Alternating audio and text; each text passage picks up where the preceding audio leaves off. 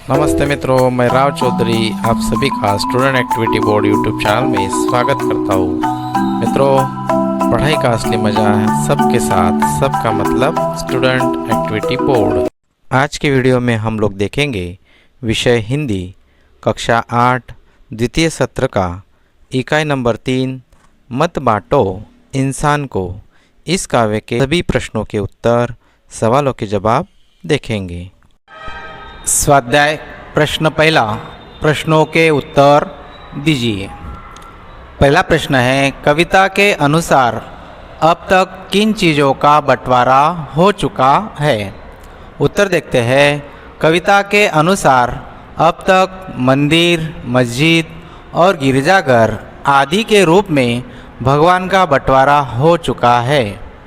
इसी तरह भिन्न भिन्न देशों के रूप में धरती और सागर भी बांट लिए गए हैं। प्रश्न दूसरा देखते हैं। प्रश्न दूसरा है, किसकी मुस्कान को कोई रोंद नहीं पाएगा? उत्तर देखते हैं। सर्वत्र समानता का भाव फैलने पर लोगों में परस्पर अपनत्व की खुशी होगी, तब कोई किसी पर जुल्म कर उसकी मुस्कान को रो नहीं पाएगा, अर्थात नष्ट नहीं कर पाएगा। प्रश्न तीसरा देखते हैं। हरी भरी धरती को कौन सी परिस्थितियां रेगिस्तान में बदल सकती है? उत्तर है, वर्षा के लगातार अभाव और भूकंप के तेज झटके धरती की हरियाली नष्ट कर सकते हैं। प्रकृति के ये रौद्र रूप हरी भरी धरती को रेगिस्तान में बदल सकते हैं। चौथा प्रश्न है, उजाले को बंदी बनाने का क्या अर्थ है?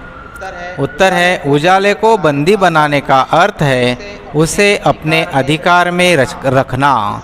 इसीलिए बिजली की रोशनी अभी धनवानों के घरों में ही दिखाई देती है, गरीबों की झोपड़ियों में नहीं। पांचवा प्रश्न है, यह कविता हमें क्या संदेश देती है? उत्तर देखते हैं। यह कविता विश्व के लोगों को सभी तरह के भेदभाव भूलकर मेल मिलाप से रहने की सीख देती है। इस प्रकार यह हमें विश्व बंधुत्व का संदेश देती है। प्रश्न दूसरा है, निम्नलिखित शब्दों को शब्दकोश के क्रम में लिखिए। यहाँ पे कुछ शब्द दिए हुए हैं, वह हमें शब्दकोश के क्रम में लिखने हैं। कोष्टक में दिए हुए हैं उन्हीं शब्दों को शब्दकोश के क्रम में इस प्रकार लिख सकते हैं, जैसे आंगन, इंसान, उदास, ऊपर, गिरजाघर, घाटी, चट्टान, पैसी, बंदी, मंजिल, मुस्कान, रेगिस्तान, वितान और सागर। इस तरह से हमें शब्दकोश के क्रम में लिखना है। अगला प्रश्न है, प्रश्न तीसरा है, आज के इस आधुनिक परिवेश में संयुक्त परिवारों की जगह एकल परिवारों ने ले ली है।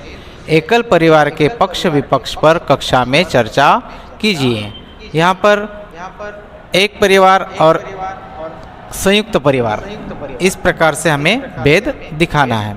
यहाँ पर शिक्षक और बच्चों में जो बताया गया संवाद है वो हमें पढ़ना है और लिखना है।